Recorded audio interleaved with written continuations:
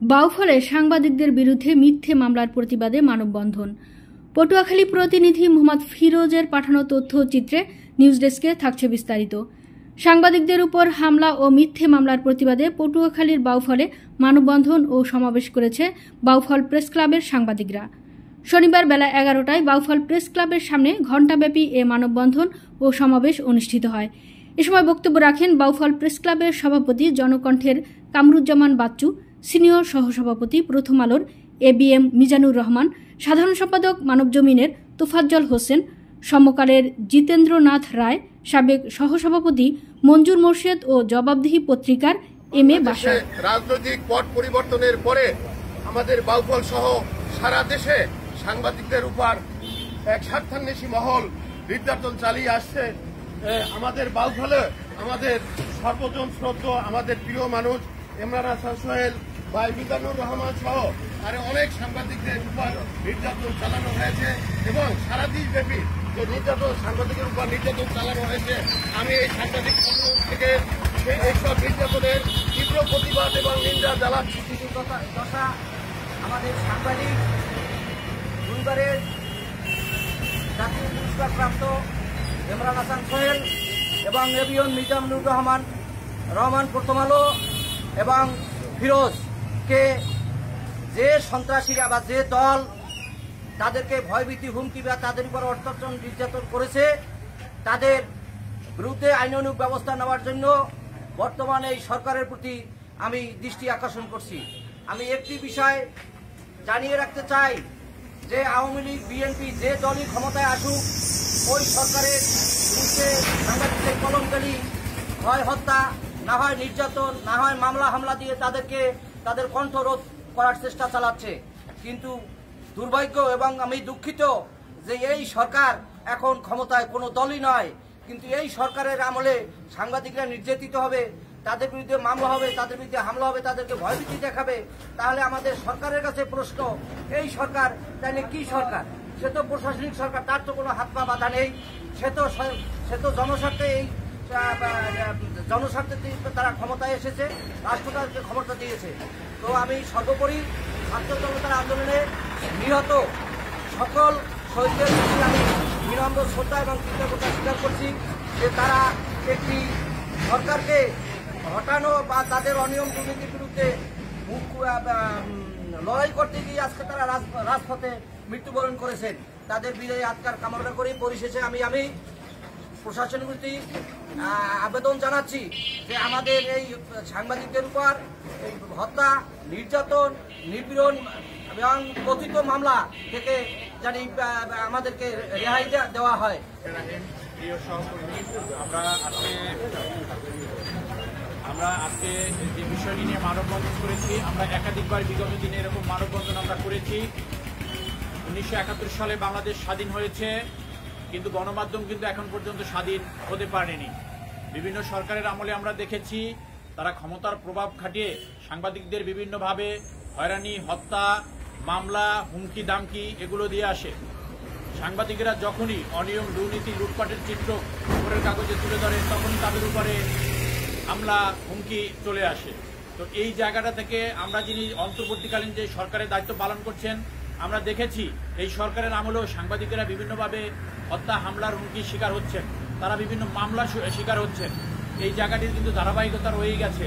সেই জায়গাটা থেকে আমরা বের হয়ে যেতে চাই। আমাদের দাবি বর্তমান সরকার তিনি এই গণমাধ্যমকে একটি মুক্ত, স্বাধীন একটি গণমাধ্যমে রূপান্তরিত করবেন।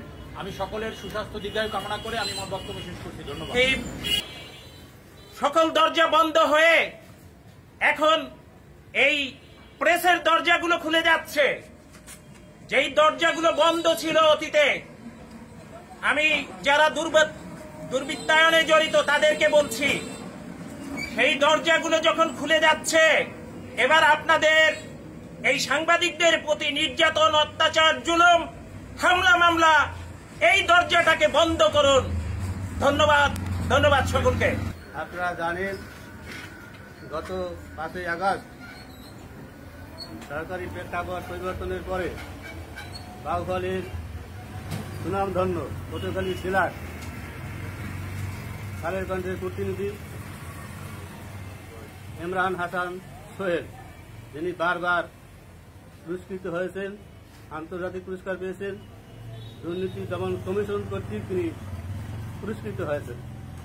বারবার অ্যাওয়ার্ড পাওয়া এই প্রথিতযশা সাংবাদিকের বাসায় একদল দুর্বৃত্তরা হামলা চালিয়েছে এবং তাকে প্রাণ নাশের উদ্দেশ্যে হামলা চালিয়েছে।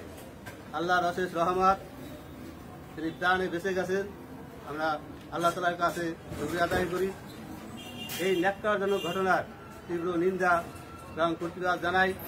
যারা এই ইমরান হাসান সোহেলের বাসায় হামলা চালিয়েছে, সেই দুর্বৃত্তরা যারা করেছে, সেই দুর্বৃত্তদের এবং তাদেরকে যারা ছত্রছায়া আশ্রয় প্রশ্রয় দিয়ে বাউফল প্রতিষ্ঠা করতে চেয়েছেন, তাদের বিচার আমি এই মানববন্ধন থেকে কামনা করছি। তৃতীয়ত হচ্ছে বাউফলের সুনামধন্য এবং বস্তুনিষ্ঠ সাংবাদিক, প্রথম আলোর প্রতিনিধি এবিএম মিজানুর রহমানকে বিভিন্ন স্থানে হুমকি ধমকি দেওয়া হয়েছে বলে আমরা বিশ্বাস সূত্রে জানতে পেরেছি। তারা এই সমস্ত দুঃসাহস দেখায় বাউফলের রাজপথে। আমরা সাংবাদিক, কলম সৈনিক, আমাদের উপরে যারা এই দুঃসাহস দেখায় তাদেরকে আমি বলতে চাই, আপনারা শুধরিয়ে যান, নতুবা বাউফলের মাটিতে আপনাদের স্থান হবে না। দুঃসাহস দেখাবেন না সাংবাদিকদের উপর হামলা, মামলা, মিথ্যা মামলা, নির্যাতন করার মতো। অতীতে অনেক করেছেন, সেসব ভুলে যান। বাংলাদেশ এখন নতুনভাবে স্বাধীন হয়েছে, সবকিছুর পরিবর্তন আসতে হবে। আপনাদেরকেও পরিবর্তন হতে হবে, আপনাদেরকেও বিভিন্ন ক্ষেত্রে সংশোধন হতে হবে। যারা এখনো সংশোধন হননি তাদেরকে আমি সাবধান করে দিচ্ছি, আপনারা সংশোধন হয়ে যান। তৃতীয় প্রসঙ্গ, ভোরের আকাশের বাউফল প্রতিনিধি মোহাম্মদ ফিরোজ, তাকে দুটি মিথ্যা মামলা আসামি করা হয়েছে। একটা বস্তুনিষ্ঠ সংবাদ প্রকাশের জেরে তার বিরুদ্ধে হিংসাপরায়ণ হয়ে তার বিরুদ্ধে একটা মামলা দায়ের করেছে আইসিটি আইনে, যার কোনো ভিত্তি নাই। ভিকটিম আদালতে মামলা করছে, সেই মামলার রেফারেন্স দিয়ে মোহাম্মদ ফিরোজ তার সংবাদ প্রতিবেদন প্রকাশ করেছেন। সেখানে ওই সংবাদ প্রযোজকের কোনো ব্যক্তিগত মতামত নাই। সেখানে তাকে উদ্দেশ্যমূলকভাবে মামলা দেওয়া হয়েছে। আমি এই মামলায় থেকে তাকে চার্জশিট থেকে তাকে বাদ দেওয়ার জন্য প্রশাসনের কাছে আবেদন জানাই।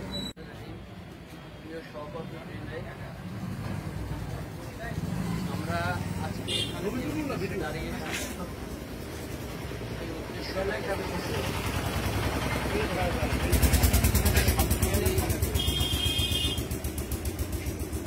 বাউফলে ভোরের আকাশের প্রতিনিধি, বাউফল প্রেস ক্লাবের সদস্য মোহাম্মদ ফিরোজ, পটুয়াখালী সময় টেলিভিশনের প্রতিনিধি মনির হোসেন, baufal.com-এর সম্পাদক এনামুল হক এনা এবং কালবেলা সাংবাদিক মশিউর রহমান মিলনের বিরুদ্ধে ডিজিটাল আইন সহ একটি অগ্নিসংযোগের মামলায় আসামি করা হয়েছে।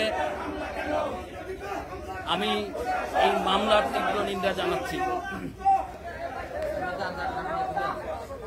প্রিয় সহকর্মীবৃন্দ, আমি তীব্র নিন্দা জানাচ্ছি 5ই আগস্ট একটি প্রেক্ষাপটের পরিবর্তনের পরে আমার বাল্যবন্ধু পটুয়াখালী জেলার কালের কণ্ঠের প্রতিনিধি 5ই আগস্ট প্রেক্ষাপটের পরিবর্তনের ক্ষেত্রে ছাত্র জনতা, রাজনৈতিক দল সহ শ্রমজীবী মানুষ যারা আত্মহতি দিয়েছেন, যাদের রক্তে আজকে একটা গণতন্ত্রের ধারা সূচিত হতে যাচ্ছে, আমি সেই সব শহীদ ভাইদের আত্মার মাগফিরাত কামনা করছি। আল্লাহ যেন তাদেরকে জান্নাতুল ফেরদাউস নসিব করেন। পাশাপাশি যারা এই আন্দোলনে শরিক হতে গিয়ে গুলিবিদ্ধ হয়েছেন, পঙ্গু হয়েছেন, চোখ হারিয়েছেন, তাদের দ্রুত সুস্থতা কামনা করছি এবং এই অন্তর্বর্তীকালীন সরকার বাহাদুরের কাছে আবেদন করছি, আহতদের দ্রুত চিকিৎসার জন্য ব্যবস্থা করা হয়। পাশাপাশি যারা শাহাদত বরণ করেছেন তাদের পরিবারদের যেন খোঁজ খবর নেওয়া হয় এবং তাদেরকে যেন সব সময় সহযোগিতায় আবদ্ধ রাখা হয়। পরিশেষে আমি আবারও ওই সব চক্রকে স্মরণ করিয়ে দিতে চাই, মনে রাখবেন দেশে এখন অন্তর্বর্তীকালীন সরকার কোনো রাজনৈতিক সরকার নয়, সেহেতু এই দেশে শুধু সাংবাদিক নয়, একটা অপমর জনসাধারণের সাথে কোনো খারাপ আচরণ করলে। নিউজ ডেস্ক, সুমনা, ভোরের আকাশ।